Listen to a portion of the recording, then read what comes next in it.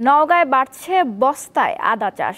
বালি, ছাই ও জৈব সারের মিশ্রণে কম খরচে অধিক ফলন পাওয়ায় এই পদ্ধতির চাষাবাদে ঝুঁকছেন কৃষকরা।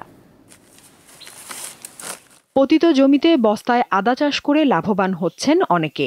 নওগাঁর রানীগঞ্জ উপজেলার আবাদপুকুর এলাকার শৌখিন কৃষক জামিল হোসেনের পতিত জমিতে ১৪০০ বস্তার সারি সারি আদার গাছ শোভা পাচ্ছে। প্রতি বস্তায় আদা লাগানো থেকে শুরু করে আদা তোলা পর্যন্ত আনুমানিক ৩৭ থেকে ৪০ টাকা খরচ হয়েছে।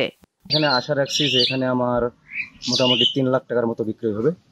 তো আগামীতে চিন্তা ভাবনা আছে আমি আরো বড় পরিসরে এমনকি ৫,০০০ বস্তা করার চিন্তা ভাবনা আছে।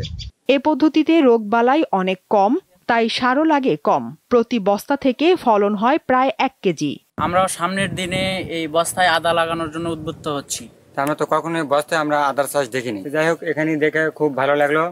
এই আদাটা এইভাবে ফলন করলে আশা করা যায় দেশের আদার যে একটা ঘাটতি, এই ঘাটতিটা পূরণ হবে। আদা চাষ করে আমাদের অভাব পূরণ করতে পারবে এবং বাজারজাতের মাধ্যমে আমরা সহায়তা পাবো।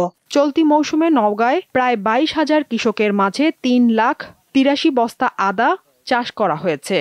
যেসব উপজেলাগুলোতে আমের বাগান বেশি স্থাপিত হয়েছে সেই সকল জায়গা, বিশেষ করে পোরশা, সাপাহার, পত্নীতলা, নিয়ামতপুর, মান্দা, বদলগাছি উপজেলায় ব্যাপকভাবে এই চাষ সম্প্রসারণ হচ্ছে। নওগাঁয় এবছর আদা উৎপাদনের লক্ষ্যমাত্রা নির্ধারণ করা হয়েছে ২৮৩ মেট্রিক টন।